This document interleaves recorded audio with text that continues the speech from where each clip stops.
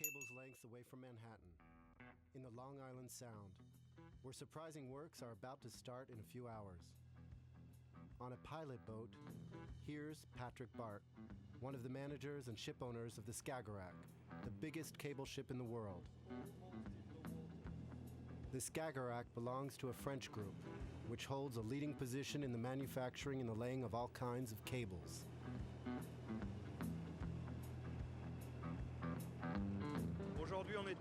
Today we're in New York, and in 3 months we'll be in Abu Dhabi, and in a year we'll be in China. We sail every sea.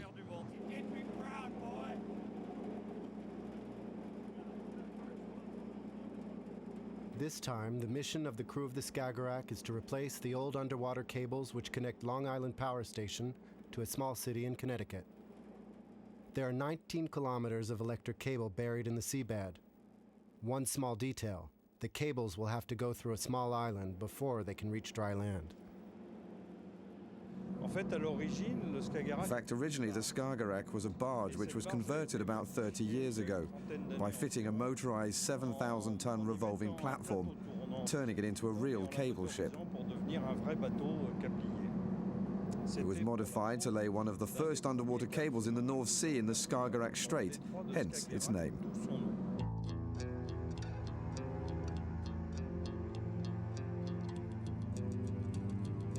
In order to better understand what's lying at the bottom of the oceans, let's head towards the south of Norway, not far from the Skagerrak Strait.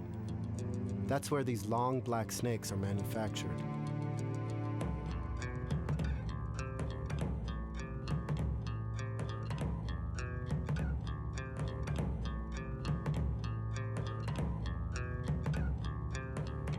Several months before the laying operations in the United States, we have arranged to meet Patrick Bart at the far end of Halden Fjord, which is the port of registry of the Skagerrak.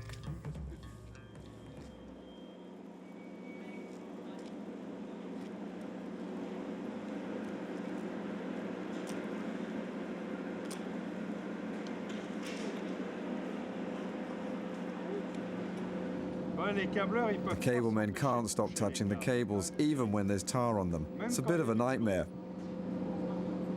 But never mind, it's all good stuff.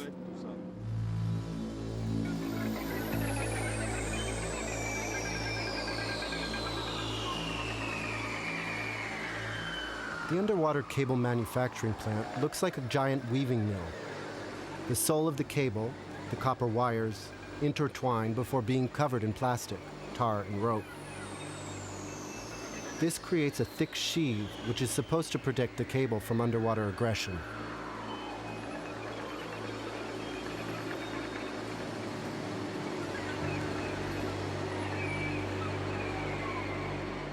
It's almost impossible to go and repair a cable or to join two cables at the bottom of the sea. So we make one long cable. For instance, for the cable we're going to lay to New York, there were 3 cables, because there will be 3 cables laid side by side, and each cable is over 19 kilometers long. It's an average length for that kind of factory. For your information, last year we made a cable which was 156 kilometers long. So making one long cable with not a single defect is probably the most difficult thing to do.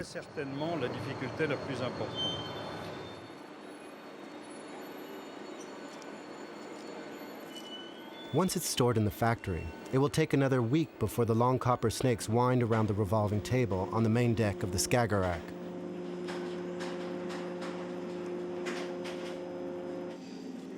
This cable ship is the only one capable of loading 50 kilometers of underwater cable. The Skagerrak can carry 7,000 tons of cable. With all this weight on it, the ship will take more than a month to cross the Atlantic and to get to the east coast of the United States.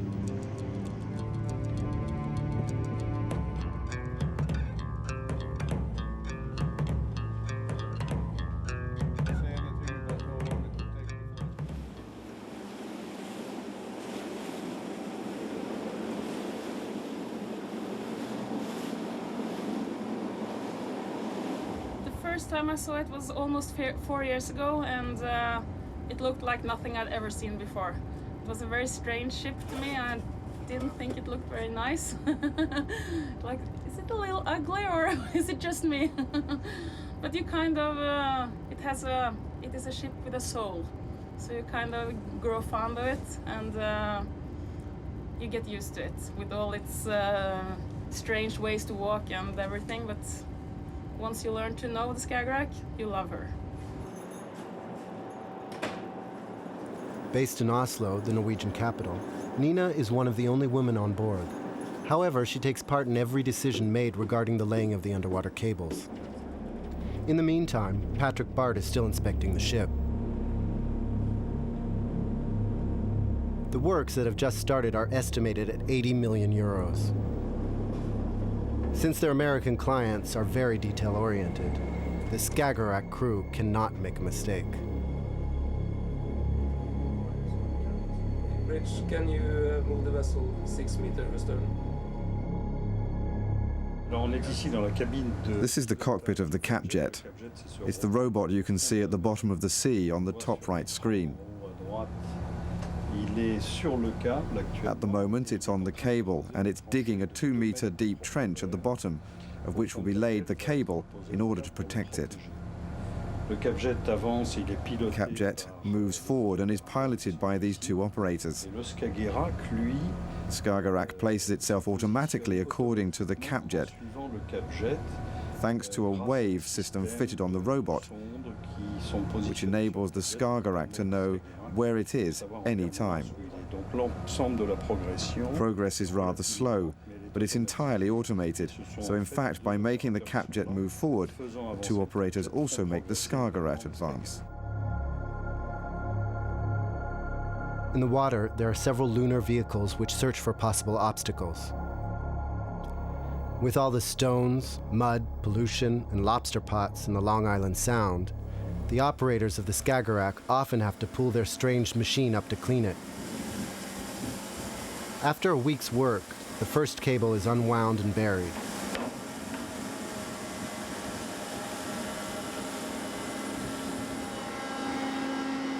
But now, there's a trickier operation in progress on the rear deck.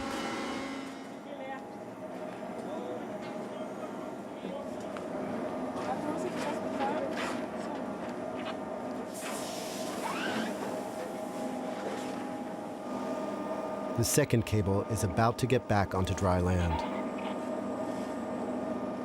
Yeah, we have 700 floats that we're going to use to float the cable out. And it's a challenge to get all the floats in a smooth speed. Once the cable starts moving, it's very consuming for labor.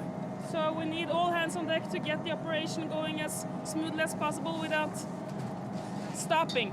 So the cable can just continue, so we don't have to stop because of this. So we need many people on deck, so we have some Americans that are helping us as well, because we're not enough manpower here on deck ourselves to do it. So as you can see, there are many people on deck, and it's a little bit chaotic, but once we get started, it's everything is going very smoothly and very good. Time goes by. Meter by meter, the device is on its way towards the shore.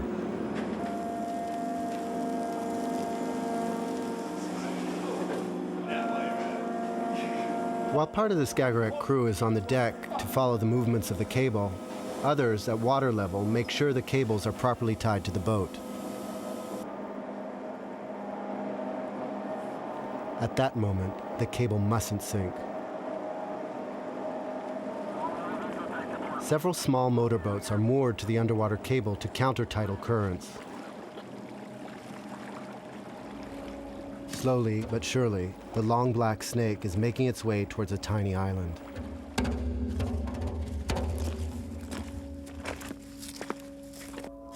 It's calm and deserted, for the moment. We have to keep a vigilant eye out for what we can find at the bottom of the sea, and beware of all kinds of different containers lying there don't create any pollution. There is permanent surveillance from authorities who are on the Skagerrak during the laying and the production. Moreover, special units circle the ship and constantly take sea samples to make sure there is no pollution. Meanwhile, on the Skagerrak, Nina is about to relax for a few minutes. We are floating the cable end over to the island, where divers will receive it and remove the floats. And the cable will go over the island and over to that barge you see over there on the right side. And then we will float out maybe 2.5 kilometers of cable, and all that will be spooled on board the barge. So it's quite a lot of cable being spooled. And when we're done with that, the cable will continue to install, or the barge will continue to install the cable across the sound, because on the inside of the island it's too shallow for the Skagerrak to get in.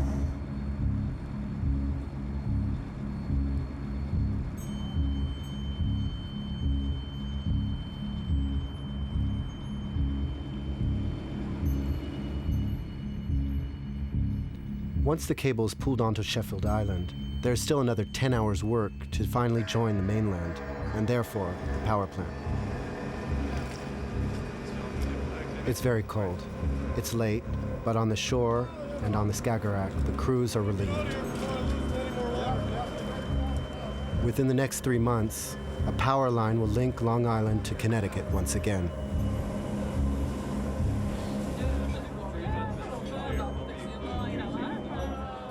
Accommodation is